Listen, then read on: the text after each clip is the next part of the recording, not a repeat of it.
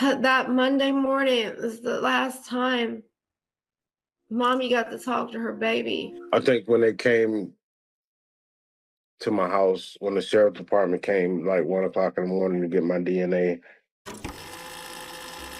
A bright college student with a contagious laugh and a criminal justice degree in her sights, Shade Robinson texted her date about seafood, her excitement a normal ripple in the current of a young life surging forward. It was an evening painted in the hopeful colors of a new beginning, a first chapter waiting to be written. But when the sun rose, her story had veered into a silent, terrifying blank page. Her laughter had vanished, replaced by a phone pinging its last signal in a deserted park. The promise of the night had curdled, revealing the hidden truth that sometimes the path of a budding connection doesn't lead to a second date. It leads to a cold discovery and the haunting realization that danger often wears the familiar face of a smile. Tonight we trace the final hours of that fateful date, from a lively downtown bar to a series of discoveries so grim they would fracture a city's sense of safety.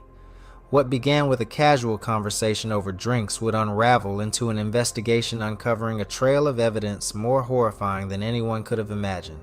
Shade Robinson entered the world on May 10, 2004, in Vicksburg, Mississippi, born to Sheena Scarborough and Carlos Robinson. Her first year was spent in the South, but soon her family settled in Milwaukee, where she grew up surrounded by her mother and grandparents. Those who knew her as a child remembered how curious she was, always poking around for something new to learn, sometimes so much that the adults had to keep an eye out for whatever she was about to discover next. She played soccer, joined the Girl Scouts, and split her time between Wisconsin and Florida so she could be with her father as well. Her interests seemed endless. She explored music, tried different styles of dance, and even gave ballroom a chance, proving she was willing to jump into almost anything. During her middle school years, she joined the junior ROTC and talked about serving in the Air Force someday. In 7th grade, she moved to Florida to stay with her dad full-time, hoping for a fresh start. By high school, her efforts had paid off. Teachers and classmates described her as bright, motivated, and well-liked. One friend told the Milwaukee Journal-Sentinel that Shade's confidence and laughter stood out wherever she went, the kind of presence you noticed even before she said a word. After spending several years in Florida, she eventually returned to Milwaukee, ready to continue her life surrounded by the people she loved, proving once again that she had a talent for navigating big changes, even if life sometimes felt like it was giving her more plot twists than she asked for. Shade pushed herself throughout high school, and her effort paid off when she completed her requirements early, finishing in December 2021. Afterward, she moved straight into college life at Milwaukee Area Technical College, choosing to study criminal justice. Not long into her program, she left her mother's home and settled into her own apartment. She had already been working since age 15 at a local pizza shop called Pizza Shuttle, so she continued that job while taking classes. By 2022, she added a second job at the Wisconsin Country Club on the north side of the city. Many people her age would have been overwhelmed by the mix of work, bills, and school, but Shade handled it with a kind of calm determination, almost as if multitasking had become her personal sport. Friends described her as driven and full of potential, and the things people said about her after she passed didn't come across as the usual polite phrases. They sounded genuine, as if everyone agreed she truly was as bright and kind as they remembered. By the time 2024 arrived, she was preparing to walk across the stage and receive her associate's degree that May. At just 19, she was enjoying college life, spending time with friends and taking short trips whenever she could, pretty much exactly what anyone her age might hope for. She was still in her apartment, mapping out her next steps once graduation arrived. But before she had the chance to reach any of those milestones, her life was cut short in a way that no one expected, leaving behind plans that would never be finished and a future that should have been hers. Before getting into the events of this case, it helps to remember that the legal process is still active. The information available to the public leaves gaps, and some details remain unanswered for now. Even so, one thing is certain. April 1st, 2024 marked a turning point for Shade and everyone close to her. That morning, she prepared for her shift at Pizza Shuttle and spoke with her mother on FaceTime before heading out. After work, she had something she was genuinely excited about, a date she had already mentioned to someone in her apartment building. According to court filings, she seemed happy and was looking forward to the evening, a rare moment when a Monday actually had potential. Her plans were with a man named Maxwell Anderson, who was 33 at the time and had previously worked at a bar in the city. How their paths crossed isn't firmly established. Some believe they matched on a dating app, while others think she may have met him at his former workplace, a bar Shade and her friends liked, partly because the staff didn't bother checking IDs. How long they had been in touch before arranging the date is also unclear, but they planned to meet around 5 p.m. Court documents outline their messages that afternoon. At around 4:15, Shade reached out to check the details and confirmed she was free at 5. Maxwell suggested meeting downtown, and she agreed. He then proposed a Brat House on 3rd. Shade accepted again, and he mentioned he'd be running a little late because he was about to shower. Shortly after, he changed the plan, asking if they could meet at the Twisted Fisherman instead because he needed to pick up his W-2 from a previous job there. He added that they could simply have dinner at the same place. Shade replied that she enjoyed seafood, so she was fine with the change. With that, the plan was set. She would drive herself and meet him for their first date around 5:20 p.m., a simple plan that should have been just another ordinary evening. Shade reached the Twisted Fisherman first and walked inside to meet Maxwell. He had shown up a little after 5 p.m. and was seated at the bar when she spotted him. She joined him, and the two ordered food and drinks. People nearby later said the pair seemed relaxed and engaged in an easy conversation. After about an hour, they paid their tab and headed out. Since the evening was still early, they decided to continue their night somewhere else. It's believed they were on their way to his home, though the decision itself wasn't documented. Either way, they left the downtown area together. On April 2nd, 2024, Shade was scheduled for a shift at Pizza Shuttle, but she never appeared. Her co-workers knew her as reliable and punctual, so her absence immediately stood out. Her manager tried calling but got no response. Family and friends had also not heard from her since the day before. Texts went unread, calls went straight to voicemail, and she never returned home. With every hour that passed, concern increased. Shade had never been the type to disappear.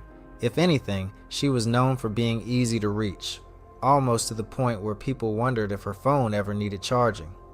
By that evening, with no updates and no sign of her, a close friend went to the police department and filed a missing persons report, hoping it would start answers moving where silence had taken over.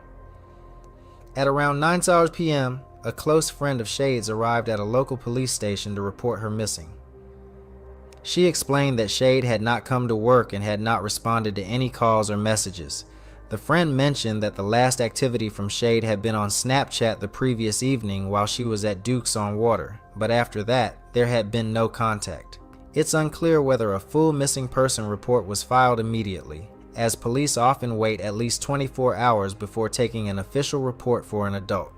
However, a be on the lookout alert was issued for Shade. Her family and friends began trying to piece together where she might be. Shade had a close circle of friends and a strong bond with her family. For someone who always stayed in touch, her sudden silence was alarming, leaving everyone concerned and confused by her unexpected absence. By April 3rd, 2 full days had passed without any sign of Shade, and worry had intensified. Court records indicate that police visited her apartment that day following the missing person alert, but she was not at home. Meanwhile, hours before her disappearance was officially reported, investigators in Milwaukee were already encountering unusual clues. On April 2nd at 7:32 a.m., the fire department responded to a vehicle fire and found a 2020 Honda Civic fully ablaze. At that moment, responders did not realize the car belonged to Shade.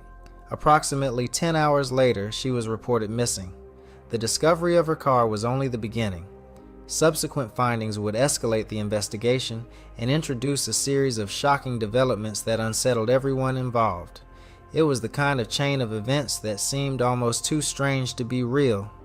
a tragic twist that added an eerie note to the unfolding story. On April 1st, 2024, 19-year-old Shade Robinson went on what would become her final evening out. The following day, she was reported missing, and later that same day, events unfolded that transformed the case from a disappearance into a homicide investigation.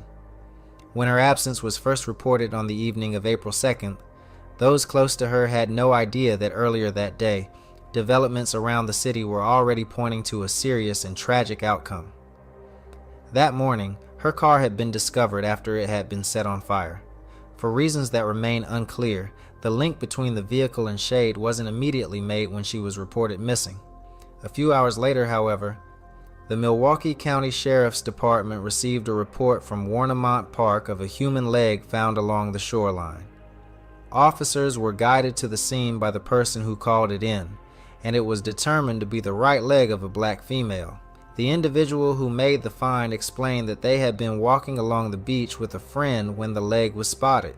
The remains were later examined by the medical examiner, who estimated that they belonged to someone approximately 5'1" in height. Once news of the discovery reached the Milwaukee police, attention on Shade's case intensified. An officer who had previously checked on her welfare at her apartment learned about the leg and contacted the sheriff's department, noting the missing person report for a woman roughly 5'1" tall. While it could not be immediately confirmed that the remains belonged to Shade, the timing and circumstances were enough to raise significant concern. By then, the burned car had been identified as hers, providing two key pieces of evidence within hours. Following coordination between Milwaukee PD and the sheriff's office, an officer and a detective visited Shade's residence. They spoke with a maintenance worker familiar with her, who said he last saw Shade on the morning of April 1st and recalled her excitement about her upcoming date. Officers also reviewed surveillance footage from the building, which showed Shade leaving around 9 a.m., offering the first confirmed sighting since the night before. After the discovery of the human leg at the park, combined with the arson of her car and the timing of her disappearance, investigators from the Milwaukee County Sheriff's Office requested Shade's phone records from Verizon Wireless. When the records arrived, detectives were able to review her call history, text messages, and location data. They noted that the last messages from her phone had been sent to a number with a 262 area code, which, when checked in the police database, was linked to Maxwell Anderson.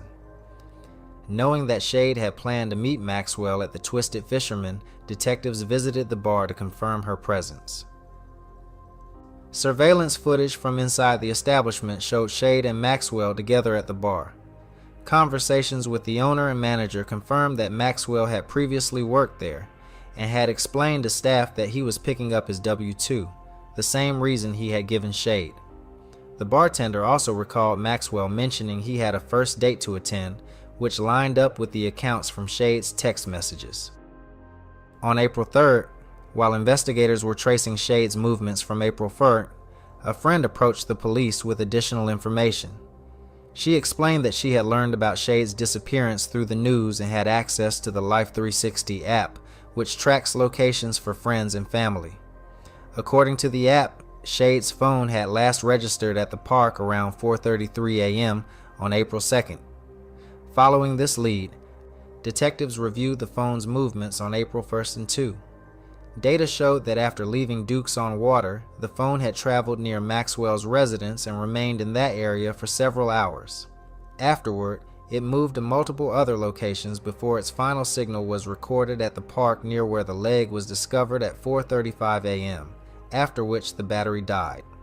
With the Life 360 information confirmed, investigators were finally able to reconstruct the timeline, bringing clarity to Shade's disappearance and revealing the sequence of events from the night she was last seen. What began as a routine missing person case soon escalated into a homicide investigation, with Maxwell Anderson identified as the last individual known to have seen Shade alive. Based on the evidence collected, investigators secured an arrest warrant for Anderson as well as a search warrant for his residence. Just after 1 p.m. on April 4th, 3 days after Shade's disappearance, authorities stopped Maxwell Anderson and formally took him into custody. Following his arrest, officers executed the search warrant at his home, where they discovered key items that contributed to the investigation. Among these were traces of blood on bedding in one of the rooms and along a wall leading toward the basement, along with several containers of gasoline found in the garage. News of Shade's disappearance and Anderson's arrest quickly spread throughout Milwaukee, leaving the community shocked and concerned. The idea that a young woman could be harmed during what should have been an ordinary first date resonated deeply and unsettled many. As details circulated on social media and beyond, the story became a widely discussed headline. While the case bears resemblance to other tragic situations involving young black women and first dates gone wrong, Shade's life and ambitions were far more than the circumstances of her death. Her passing left a profound impact on her family, friends, and community, highlighting the human loss behind the headlines and reminding everyone of the fragility of trust and safety in everyday life. While Maxwell Anderson remained in custody, investigators continued gathering evidence needed to formally charge him. On Saturday, April 6th, just 2 days after his arrest, detectives returned to the area where Shade's car had been discovered. During their search, a human foot was located.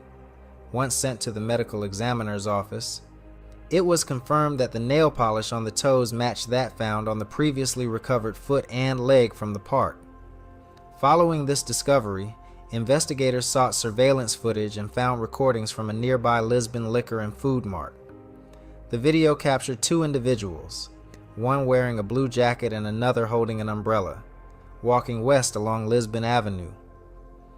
As they neared a vacant lot, a third person with a tan backpack crossed the street. The individual in the blue jacket appeared alarmed, gesturing at the person with the backpack and alerting passing cars, reportedly urging someone to contact emergency services. Authorities later identified the person in the blue jacket, who described seeing a white male exit Shade's Honda Civic, set it on fire, and walk away. Detectives followed the path of the man with the tan backpack, tracking him onto a Milwaukee County Transit System bus heading north on 35th Street toward his residence. Bus footage captured his face, which matched Maxwell Anderson's booking photo, and the hoodie he wore in the footage corresponded with one recovered from his car at the time of arrest. On April 13, 2024, Maxwell Anderson was formally charged with first-degree murder, mutilation of a corpse, and arson. His trial was initially scheduled for December 9, 2024, but has since been delayed. Shade's family continues to await justice while grappling with the loss of their loved one. Although an arrest has been made, the circumstances surrounding Shade's death remain profoundly unsettling. Once the trial proceeds, further details will become public.